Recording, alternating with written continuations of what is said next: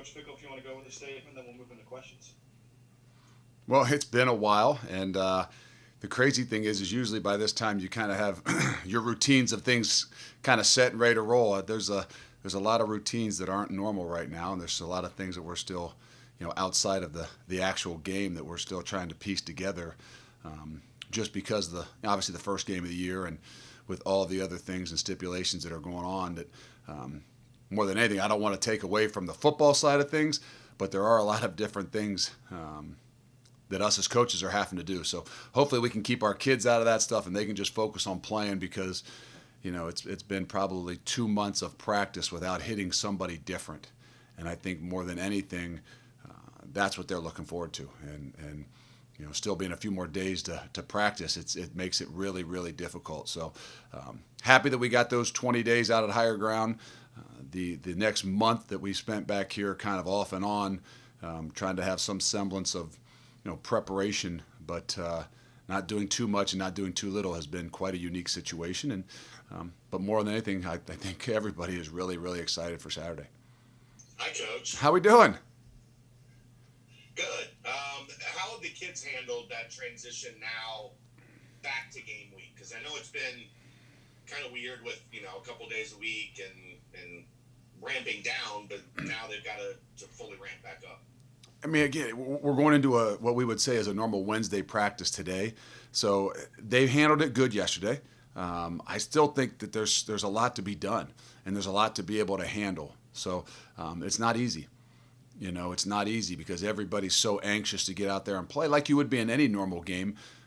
But the reality is, normally that first game, you're coming off of camp. There are some things about kind of winding down from camp that got you into that first week. So they've handled it well. We got to really see how we can do here late in the week to make sure we can stay focused and not be too over emotional and be too anxious to be able to go out and play and play the way we should.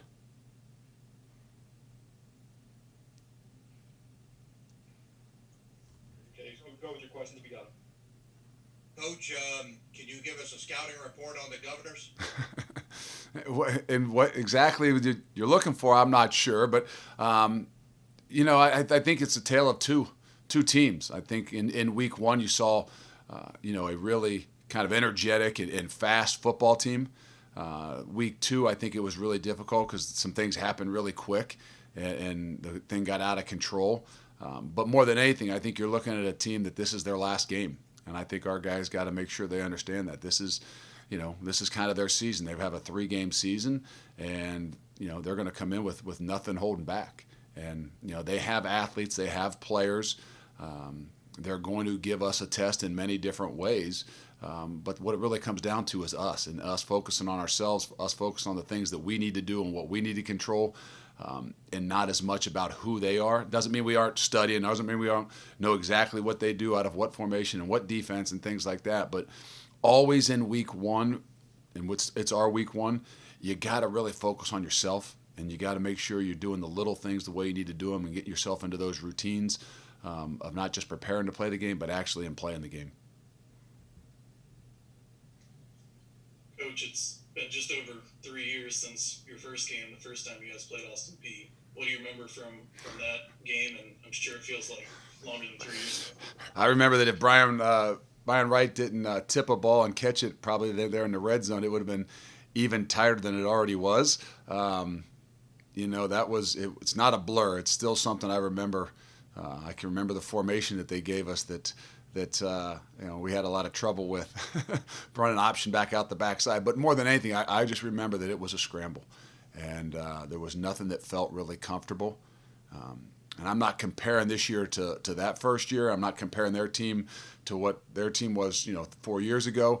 But there's a lot of things that are of somewhat similarities going into this year, being all the different protocols and the time, and uniquely different with a lot of unknowns. Not as much unknowns of what our kids will do on a football field, but just unknowns of how we're going to handle, not playing or practicing for 2 months and then going out to play a game, and not being in a whole lot of those live situations and tackling, and especially in the last month that kind of gives you that anxiety that you're ready, but like that first year, you're kind of curious as to how all these things are going to unfold. How much of that anxiety is playing a team that has 2 games under their belt before you get in your first one? It does. I mean, there's some things that say, well, you get to see what they're doing. The reality is, you always believe you make some of your best jumps from week 1 to week 2, and actually seeing yourself play and be able to make corrections and getting guys back under control, as opposed to that week 1, whether it's jitters or anxieties of things. Again, for us, it's got to be about us. We got to focus on the things that we need to do. That has nothing to do with Austin Peay. It was a lot of the same things we talked about last year winning the UCLA game. In week 1, you don't always know what you're going to get. That's why you got to focus on yourself. Us being different, that they've played 2 games, you got a better idea of what you're going to get. But the reality is, it's still week 1 for us. And more than anything in week 1, you got to really focus on the things that you do and do them well. I'm trying to ask this question in a creative way because I know what your answer will be, that you live under a rock and you don't pay attention to all the things that go on outside the program. But when you look at the rankings, when you look at expectations outside of the program, there's a lot of positive noise around your program. A lot of people think you guys can do something special this year. Without actually knowing where people have you ranked, how aware are you that this team could do something special this year, that they are set up perhaps to make a run at something that's never been done at UC? Well, there's a lot of things that have been done here, and they've had some really, really good teams. So I think that gives us something to shoot for. But we had that idea going into the season. Even everything being normal, had we played the schedule we played, we would have had, a first 4 games that would have been much different than the first 4 games last year. You were going to have a team that was going to bring back a lot of returning starters and a lot of key returning starters, meaning a quarterback, an offensive line, and a defensive line, that no matter what, if you got those guys coming back and you believe you're strong there, is going to give you an opportunity to make a run. A run at what? Whether that's a league title or whatever. So you knew going into this season that you were going to have to handle those expectations. I know, the whole plan going into camp, there was a lot of things that we were going to do based on that. So we were going to do things different. What got kind of turned upside down is obviously the whole situation, not just the schedule and the change of schedule, but just how, the COVID was, and how the, not knowing a lot of different things and all the different things that you had to do, that you kind of got away from worrying about, what this team can do and, what all the chatter and talk is going to do to their minds, because you had so many other COVID issues and social injustice issues that you were trying to make sure you knew your team and had the grasp of your team and the pulse of your team about those things, as opposed to what expectations are. I think now, as we get into game week, some semblance of normalcy. Now you start to hear those things. We got to do a really good job at managing that. I've always said that I feel a lot better when people are doubting you and saying negative things, because that's a motivation. In a different light now that we're into the season and into a opponent that which we can see, I think we got to make sure that these first few weeks that we're being able to handle a lot of those situations the right way, and making sure we're putting on film who we really are. Ranked? No, I do see some things on Twitter. I don't know what that really is. I do have a 18-year-old son that likes to tell me some of those things. Hey, do you know what Desmond? I said, no, I don't. And I don't want to know what they said. So you come out of a volleyball game or girls, you're around a lot of other people. Hey, they really like you guys a lot. So I don't like when people say that, and I just keep walking. So I don't know exactly. I know there's a lot of discrepancies in rankings anyway. But nonetheless, we can't be naive. That rock that I live under, we can't be naive to not understand what our kids are hearing and how that can affect them.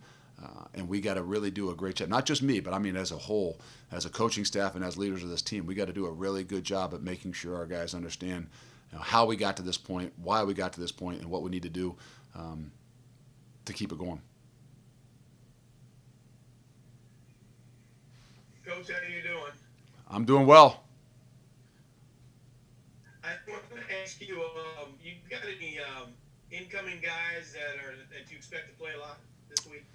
Well, there's going to definitely be some new faces, and I think at the wide receiver spot there's going to be a lot of new faces that people will see, and that's not just mean they're new guys. We got a couple grad transfer guys, and Michael Young and Jordan Jones are two guys that I think that you'll see. But there's also some guys that were freshmen last year that are going to step up in those positions and true freshmen at the wide receiver spot. So I think where you're still going to have the household names of some of the guys up front, offensive line, defensive line, and Desmond Ritter. There's going to be some names that maybe some even forgot. The Jared Dokes of the world that have played a lot of football, maybe not in the last 2 years, more so in their first year. That are going to, I think, going to really have a breakout year. So it's hard to pinpoint because I do believe we've got some depth and we've got a lot of guys that are coming back, but there's definitely a good handful of guys that people might not know as much about. And usually those guys, when they're in those positions where they can catch touchdowns or, get rushing yards or they become a little bit more noticeable. Usually when those new guys are guys up front like John Williams that, I think can be a really, really good offensive lineman even this year. They still might not know much about his name, but when, Jerome Ford carries the ball and looks really good, it's a little bit easier to recognize those things. Or Michael Young or one of them catch a ball down the field or a touchdown, it's a little bit easier to recognize. Hey, Luke, just wanted to ask you, with all the drama that's going on in the Big Ten and elsewhere right now, just how grateful are you just to be in a game week and just able to just focus on football right now? Is there drama going on in the Big Ten and other places? I live under that rock, remember? No, very grateful, but just understand that I said the same thing as I watched, my kids play. I'm very grateful for this, and then after you get about halfway through one game, you forget about the gratefulness sometimes and start to get into the things that you really want to happen. And I am incredibly grateful. I think our team is incredibly grateful for this opportunity, but with that comes a lot of other things. And I don't want to just sit here and sound like we're just grateful to play. Now that we have the opportunity to play, we got to do what we're supposed to do. And that means getting our mindset back into, the preparation, the training, the study, and the things that we need to do to be really successful. It's not just okay to be grateful that we're playing and go out there and be average, because we're not going to accept that. So there's a balance there. I think it always starts off with grateful. It will end with being grateful for this opportunity. But in the midst of it is, now we've got an obligation to and some standards to uphold.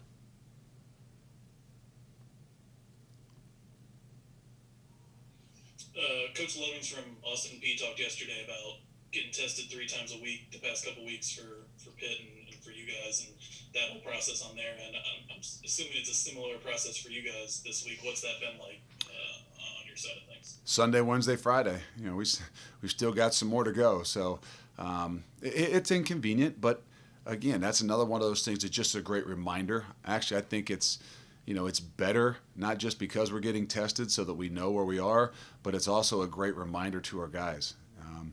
I keep reiterating to them that there's a lot of opponents that are out there that we don't see.